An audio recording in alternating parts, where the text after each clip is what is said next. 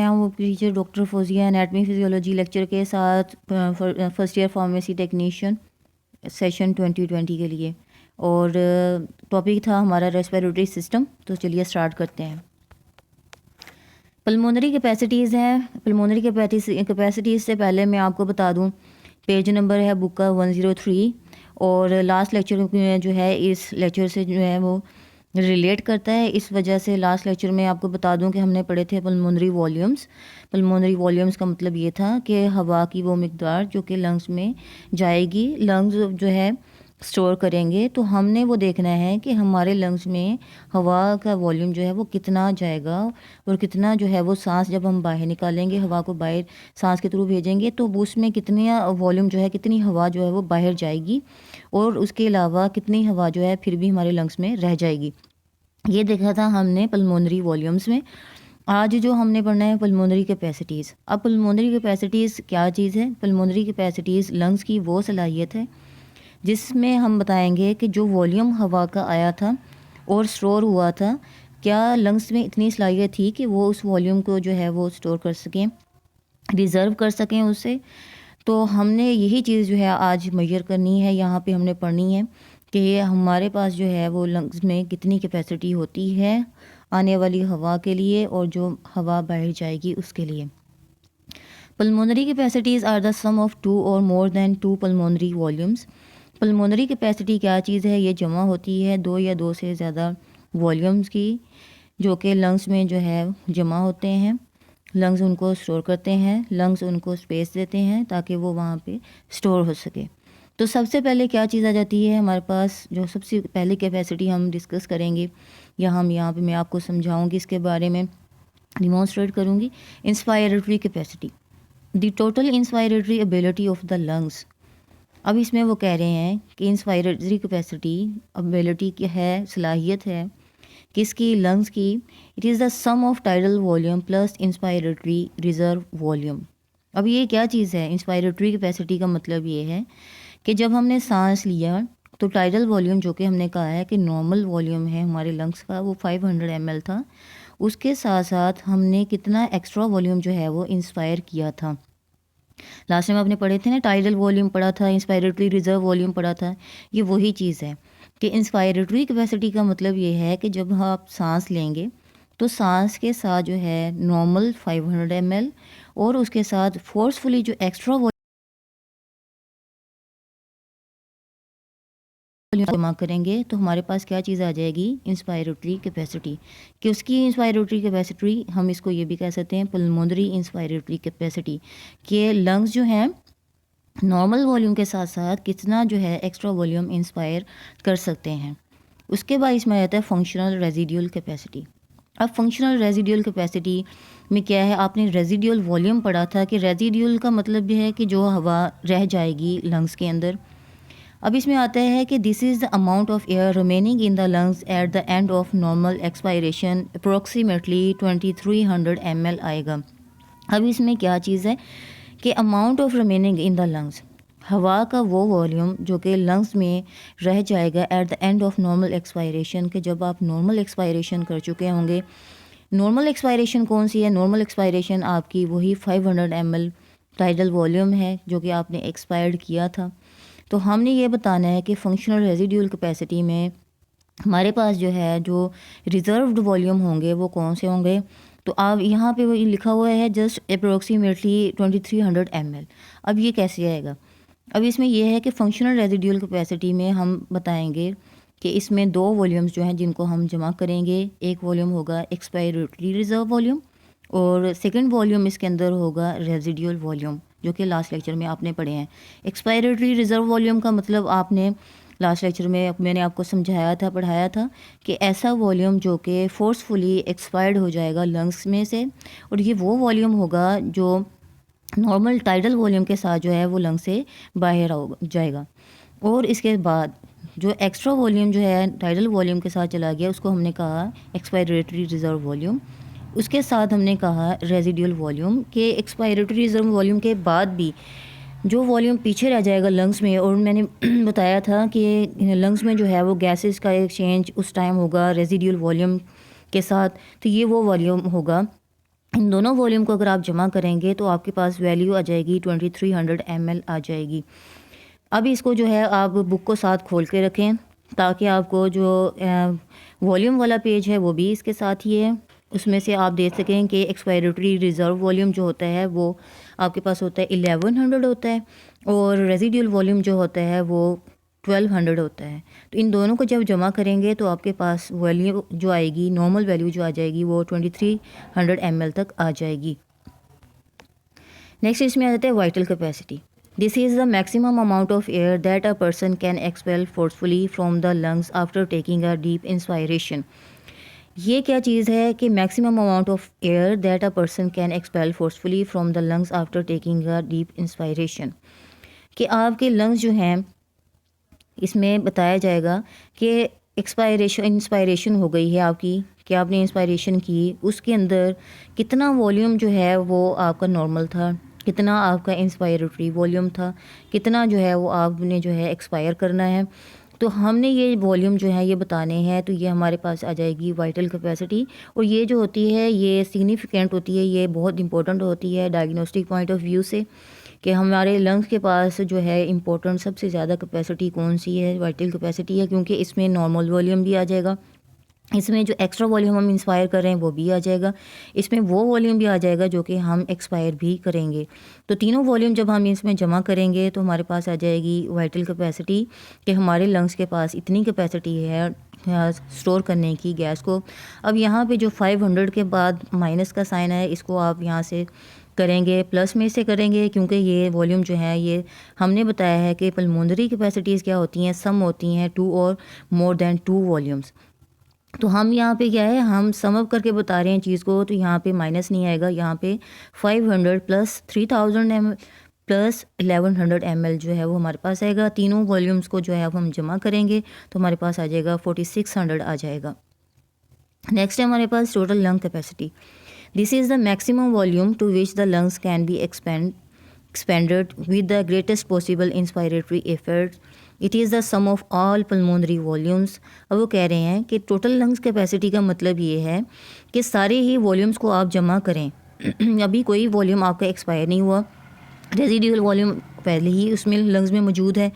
तो हम क्या करेंगे, हम बताएंगे कि आपके पास जो है 500 नॉर्मल आया था, 3000 जो था वो इंस्पायरेटरी रिज़र्व वॉल्यूम था, कि नॉर्मल के साथ जो है वो टाइडल वॉल्यूम के साथ 3000 जो है वो फोर्सफुली इंस्पायर हुआ था, 1100 जो है ये फोर्सफुली एक्सपायर्ड हुआ था, ये भी लंग्स में से ही गया।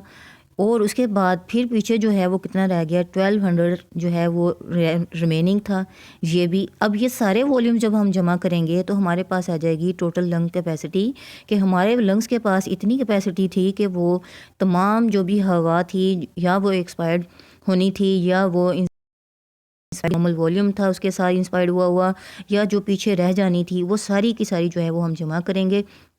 तो हमारे पास जो है वो वैल्यू क्या आ जाएगी, 5800 जो है वो हमारे पास आ जाएगी। नेक्स्ट इसमें आ जाती है मिनट रेस्पिरेटरी वॉल्यूम। अब इसमें मिनट रेस्पिरेटरी वॉल्यूम का मतलब ये होता है कि आपके लंग्स ने जो है वो 1 मिनट के अंदर कितनी हवा जो है इन या आउट हुई है आपके लंग्स में से, कि आपने 500 ml जो है वो टाइडल वॉल्यूम लिया था, एक दफ़ा सांस आई, एक दफ़ा उसमें लिया, फिर दूसरी दफ़ा आई, तीसरी दफ़ा आपने निकाला भी लिया भी, तो उस सूरत में जो है वो आपके पास जो है वो कितना वॉल्यूम जमा हो जाएगा 1 मिनट के अंदर। तो हमने 1 मिनट वाली जो वैल्यू है वो हमने सारी की सारी इसमें बतानी होती है। तो हम बताएंगे इसके अंदर मिनट रेस्पिरेटरी वॉल्यूम में हम बताएंगे कि आपका जो 1 मिनट के अंदर है वो आप कितनी दफ़ा सांस लेते हैं। तो इसमें the total amount of new air that moves into the respiratory passages in each minute is called the minute respiratory volume, कि हवा जो कि आपके लंग्स में इन या आउट होती है 1 मिनट के अंदर, आप 1 मिनट में कितनी दफ़ा जो है वो सांस लेते हैं, तो उसको हम कहते हैं मिनट रेस्पिरेटरी। उससे हम कहते हैं कि आपका 1 मिनट के अंदर सांस का जो है वो रेट। तो इसमें रहता है the normal rate of respiration in 1 minute is 12। हमारे जो नॉर्मल रेट है इंस्पायरेशन का वो क्या है, वो 12 है। The minute respiratory volume is equal to, अब इसको वो कह रहे हैं कि आप इसे जो है हम बताएंगे कि 1 मिनट के अंदर अगर आपने 12 दफ़ा सांस ली है तो उसमें जो है वो आपका नॉर्मल वॉल्यूम जो कि 500 ml था उसको आप मल्टीप्लाई करेंगे अपने रेट के साथ, ब्रीथ रेट के साथ 1 मिनट के, तो आपके पास आ जाएगी मिनट रेस्पिरेटरी वॉल्यूम की वैल्यू आ जाएगी। Minute respiratory volume is equal to tidal volume into respiratory rate is equal to 500 into 12 is equal to 6000 ml। कि आपने क्या करना है, टाइडल वॉल्यूम को रेस्पिरेटरी रेट के साथ मल्टीप्लाई करना है, आपके पास जो है वो नॉर्मल वैल्यू आ जाएगी जो कि 6000 ml पर मिनट होगी। Forced expiratory volume in 1 second, अब 1 सेकेंड के अंदर आप कितना जो है हवा को जो वॉल्यूम है वो एक्सपायर करते हैं वो भी हमने बताना है। This is the volume of air expelled during the first second of forced expulsion after a maximum inspiration, कि ये हवा का वो वैल्यू है जो कि आपने क्या करनी है, एक्सपेल कर देनी है during the first second of forced expulsion, कि आपने हवा जब बाहर निकालनी है आफ्टर अ मैक्सिमम इंस्पायरेशन, जब आप सांस ले चुके होंगे उसी के बाद हवा जो है बाहर जाएगी, तो उसको हम कहेंगे कि हमने 1 सेकंड में मेजर करना है। वो क्या होगा, this is very useful test for the diagnosis of obstructive lungs disease. ये ऐसी डिजीज़ के लिए लंग्स की जो है वो इम्पोर्टेंट है टेस्ट के तौर पे, कि जिसके अंदर जो है एयरवे ब्लॉकेजेस हो जाते हैं, एयर फ्लो ब्लॉकेज हो जाता है या एयरवे ऑब्स्ट्रक्शन हो जाती है, मतलब रुकावट हो जाती है, हवा का गुज़र जो है वो मुश्किल से होता है और एयरवेज जो है वो नैरो हो जाते हैं, शॉर्टनेस ऑफ ब्रीथ हो जाती है। तो ये सारी चीज़ें जो हो जाती हैं ये आ जाती हैं ऑब्स्ट्रक्टिव लंग्स डिजीज़ में आती हैं। सच एज़ एम्फीसीमा, ये ऐसी इसमें आ जाती है। एम्फीसीमा एक ऐसी डिज़ीज़ जिसके अंदर जो है एयर फ्लो ब्लॉकेज हो जाता है, हवा का गुज़र नहीं होता, ब्रीथ जो होती है उसमें शॉर्टनेस आ जाती है।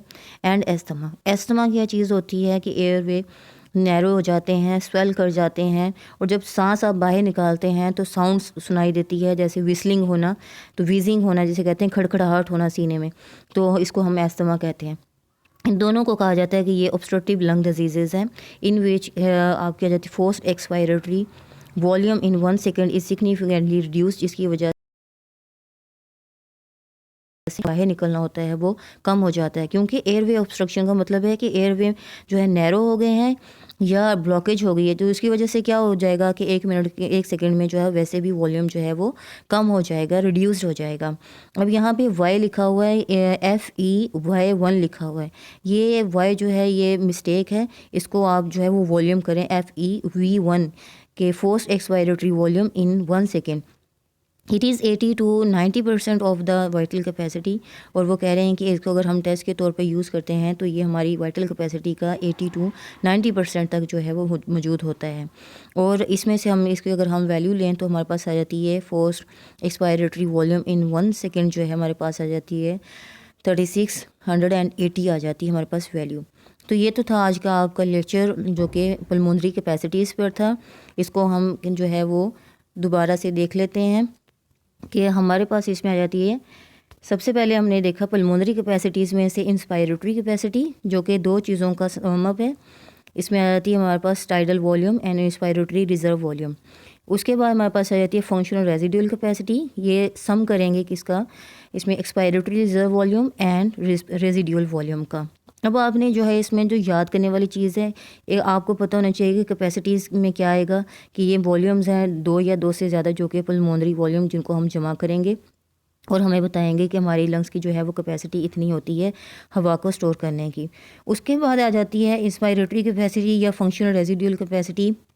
इसमें आपको ये पता होना चाहिए कि आप इंस्पायरेटरी कैपेसिटी लिखें इज़ इक्वल टू क्या कर दें, tidal volume plus inspiratory reserve volume, उसके साथ इसकी वैल्यूज़ को लिखकर जो है वो बता दें। पूरी लाइंस आपको इसमें से याद करने की ज़रूरत नहीं है, आप इसको जितना सिंप्लीफाई कर सकते हैं आपके लिए उतना ही अच्छा है। कि आप क्या करें, जस्ट हेडिंग दें inspiratory capacity is equal to कर दें कि आपके पास ये क्या होती है, tidal volume plus inspiratory reserve volume होता है, और इसकी आप वैल्यूज़ लिखकर उनको जमा कर दें। इसी तरह से फंक्शनल रेजिडुअल कैपेसिटी में आपने करना है कि आप इसमें क्या लिखेंगे कि functional residual capacity is equal to force expiratory reserve volume plus residual volume, दोनों को जमा कर दें, ये वैल्यू आ जाएगी। ये भी शॉर्ट हो गया। वाइटल कैपेसिटी में भी इसी तरह से करेंगे कि आप इसमें लिखेंगे कि रिजर्व वॉल्यूम ये इसमें करेंगे, या इसमें लिखेंगे vital capacity is equal to tidal volume, inspiratory reserve volume, expiratory reserve volume. तीनों को लिखकर इनकी वैल्यूज़ लिखें और इनको जमा करके आंसर लिखकर साथ लिखते हैं। उसके बाद टोटल लंग कैपेसिटी, इसमें भी आपने क्या करना है, total lungs capacity is equal to tidal volume, inspiratory reserve volume, expiratory reserve volume plus residual volume. तीनों को, चारों को लिखें, इनकी वैल्यूज़ लिखें, इनको जमा कर दें। इनके भी आपको पूरा पैराग्राफ करने की ज़रूरत नहीं है। उसके बाद आपके पास आ जाता है मिनट रेस्पिरेटरी वॉल्यूम। अब मिनट रेस्पिरेटरी वॉल्यूम का मतलब ये है कि आप इसमें ये बताएंगे कि total amount of new air that moves into the respiratory passage in each minute is called the minute respiratory volume.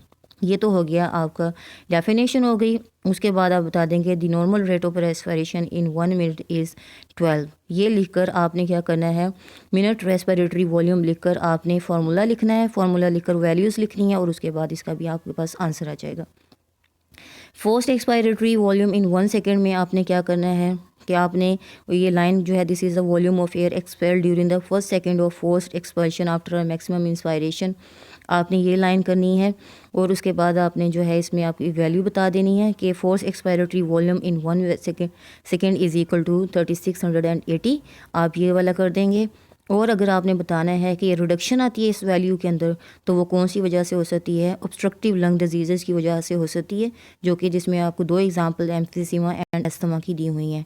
तो जो ये तो था आपका आज का लेक्चर। इसमें से स्टूडेंट्स आपको अगर नहीं समझ आ रही होती तो आप कमेंट सेक्शन में जाके अपने क्वेश्चंस जो है बता सकते हैं, ताकि हम आपको जितने भी पॉसिबल आंसर्स हो सकें इस टॉपिक से